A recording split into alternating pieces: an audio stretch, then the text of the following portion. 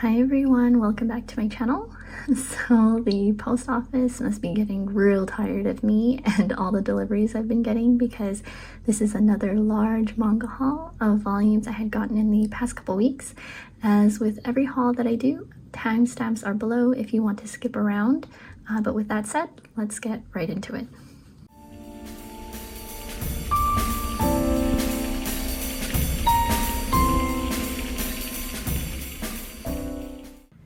Starting off with Zettai Kareshi, Volume 2. When I ordered volumes 1 to 6 from Barnes & Noble, they split my order, so this one came a few days after I received the other 5 volumes. But quick synopsis is that it centers around Riko Izawa, who finds herself in possession of a realistic life-size robot doll named Knight Tenjo. Knight basically plays as her boyfriend, and you can just imagine the complications that come along with this kind of situation. I read this a very long time ago when it was first getting serialized back in 2004 or something like that. But now that I have volume 2, it's time to reread it. Next is Arakawa Under the Bridge, volumes 2 to 8 in these omnibus editions.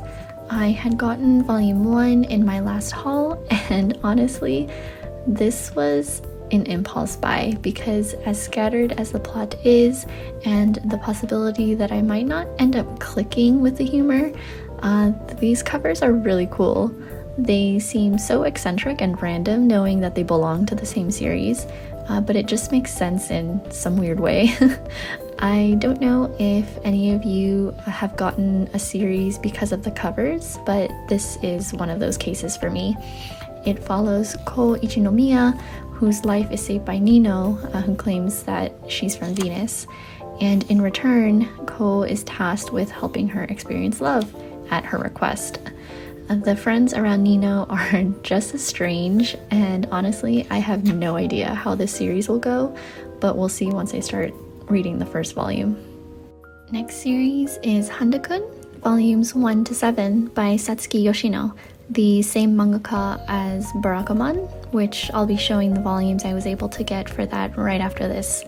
But Handa-kun is the prequel to Barakamon, as it follows Seishu Handa when he was younger and in high school. He's totally unaware of his popularity in school and misinterprets his fan base as people who are gossiping and bad-mouthing him. No matter what he does, it just seems to fuel the fan base even more. So there's lots of misunderstandings in this series, but seeing as it's a comedy and slice of life, I was already sold. I love a good slice of life. If you go on Right Stuff, I believe all of the volumes except for 2 of them are in stock. Volumes 3 and 6 are out of print, so trying to get those volumes was way more expensive than if I bought all 7 from someone. So I ended up bidding for this set on eBay and was able to get it for retail price, which is great. So speaking of trying to get volumes that are out of print, you have no idea how happy I am to get these next volumes of Barakamon, but I was able to get volume 6 and the 18+1 from an eBay bundle, 6 being the difficult volume to get, volume 7, 9, 10, 11, and 13 through someone on the Manga Swap subreddit, and then 16 and 18 through InStocks trades. I am still waiting for a handful of others from InStocks trades, but I don't know when those will be shipped out. But if you haven't heard, I'll actually share a screenshot of my DM conversation with Yen Press regarding Barakamon, and hopefully Wallet-chan isn't listening to this next part knowing how much I've already spent trying to get this manga. But as you can see from that screenshot, Yen Press will be reprinting this, so huge public service announcement. Don't be like me. Don't be impatient unless you can afford it, because Barakamon will eventually be coming back into print, even though Right Stuff's website shows it has no reprint scheduled. And you'll see all these insane markups of people reselling their Barakamon volumes. Like Yen Press says, set those notifications regardless because they'll eventually get a reprint, which is what I've done for volume 15, because that volume in particular is a pain to find right now without spending like $1,000 or whatever. Next series is Dengeki Daisy by Kyosuke Motomi. I got the first 7 volumes secondhand from someone on Mercari. This was on my to-be collected list for a long time, and after watching Nana's Dreams videos here on YouTube and hearing her mention Dengeki Daisy so many times as her favorite series, I was like, okay, I will finally start to pick it up. But it centers around Teru Kurebayashi, who lost her brother but was left with a cell phone that connects her with a mysterious someone called quote-unquote Daisy. Then there's Tasuku Kurosaki, a janitor from Teru's school that is quite the opposite to the kind and friendly Daisy. That's all I know from just reading the synopsis, and if I were to just read that, it doesn't really convince me to pick it up, which probably explains why I never got around to collecting it. But seeing as how it's gotten some pretty good reviews on my anime list and Nana's Dreams loves it so much, I was curious to see what it's all about. These next volumes have been stuck in an out-of-stock order with Right Stuff, and they're Grand Blue Dreaming volumes 6 to 8. These weren't out of stock, but they were combined with a huge Jujutsu Kaisen manga order I had made back in January. I mentioned before that whole order got lost, so Right Stuff created another order for me to replace it, but by then, Jujutsu Kaisen Volume 2 was out of stock this entire time. I finally got that order, plus these 3 to fill in the gap in my Grand Blue Dreaming collection. So now I have volumes 1 to 10. I've read up to volume 5, so with these I can continue reading. It's a pretty popular comedy series that centers around Iori and his college experiences with the diving club. The situations are pretty exaggerated, or maybe not, depending on your college experience, but it's a fun read. I will say that I've laughed more in other comedy manga series, maybe because some of the humor in here isn't my type, but who knows, maybe I'll warm up to it the more I read. This next one I just started getting into, and it's Kaguya-sama Love is War. I now have volumes 1 to 10 with these volumes that I just got. I've read volume 1, and it's just so funny to see Kaguya and Miyuki's determination to get the other person to confess.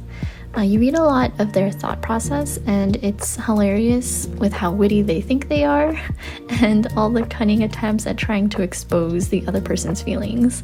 And then you have Chika, my precious Chika, who ends up unintentionally meddling in this sort of love standoff.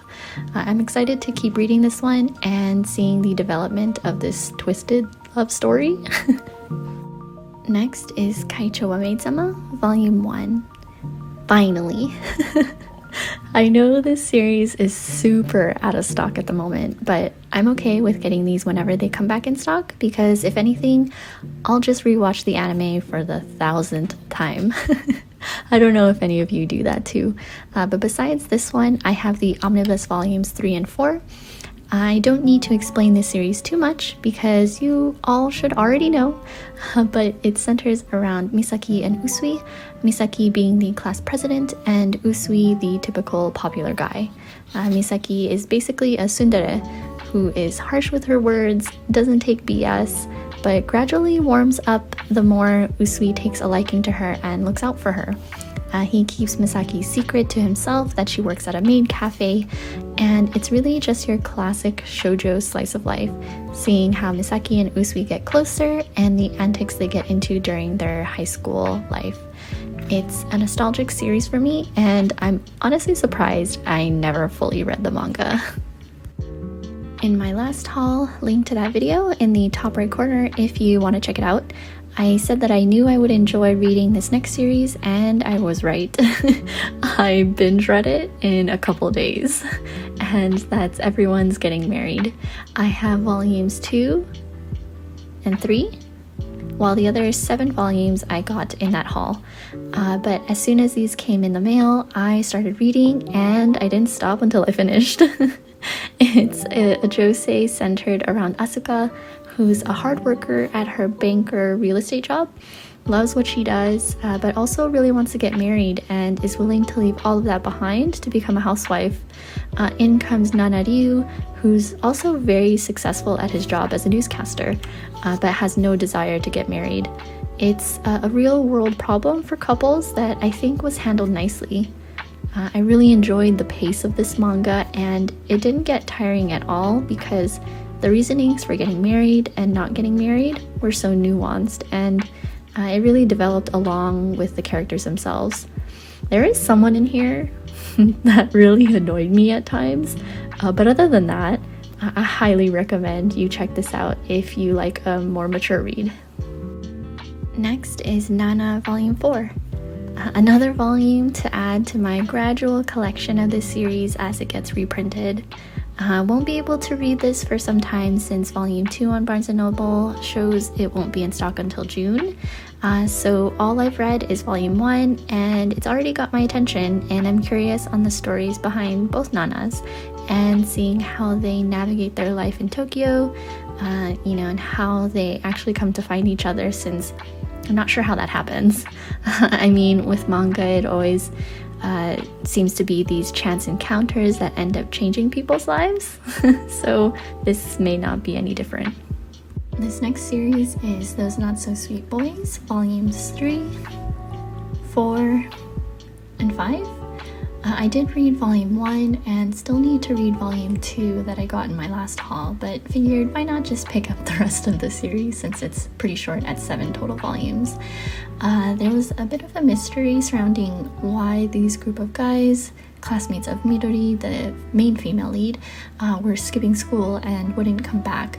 I thought this was going to be some long-term situation that would carry through more volumes. Because that's the basis of the synopsis if you read it on my anime list, that Midori is tasked with bringing these guys back to school. So my impression after reading the first volume is that that whole part of the basic synopsis has already been revealed, so then it just becomes your everyday romance slice of life. But I don't know if that's actually how it's going to be with the rest of the volumes until I read it. These are just my assumptions, so if you haven't read it, take it with a grain of salt. So the last manga in this haul is Yotsuba by Kiyohiko Azuma and published by Yen Press. I picked up Volume 1 at Barnes & Noble because, look at it, it's too darling not to read and collect. It's an ongoing series by the same mangaka as Azumanga Daioh, a series I knew of so long ago, but only through the anime. This one is another comedy slice of life centered around Yotsuba and her adoptive father, Yosuke, as they get acquainted with their new town and all the neighbors that reside there. It's full of Yotsuba's fun adventures, and just look at how happy she is. This manga gives off such happy, wholesome vibes, so I'm looking forward to it. I have a couple extra things to show you, and they're some art books I recently got. First is this Retrospective Scenes from a Sentimental World art book. In a whole video I dedicated to my art book collection, card up at the top if you want to check it out. I had gotten the other book related to this series called Everyday Scenes from a Parallel World. This Sentimental World one is right up my alley with the type of art I love and appreciate. It still incorporates a lot of beautiful background illustrations, but also has amazing art that captures those quiet, serene scenes, whether that's walking along a path after school or looking off into the distance. I'm so glad to add this to my collection and discover more artists out there. And the other art book I picked up is the Visions 2021 Illustrators Book. There's a variety of influential and amazing artists showcased in this book, and the cool thing about it is that they provide the artist's socials, the tools and programs they used, and a little blurb about them and their art background. When I flip through it, I sometimes will recognize some artists and their work, and then other times I'll only recognize the art piece, and in those cases I'm finally able to put a name to the art, which is awesome. But if you are an artist as well, or an appreciator of art, I highly recommend you check this one out. And that's all for this week. I do want to say a special thank you to everyone for all the likes and comments. We're a little over 200 subscribers, which is honestly so amazing to me. That's 200 plus people where we all share common interests. It's, very interesting, and I love interacting with you in the comments below. You'll see that I'll sometimes ask questions to keep a conversation going because I'm curious on what you think. So always feel free to share your thoughts. As always, please like and subscribe, and I'll catch you in my next video. Take care.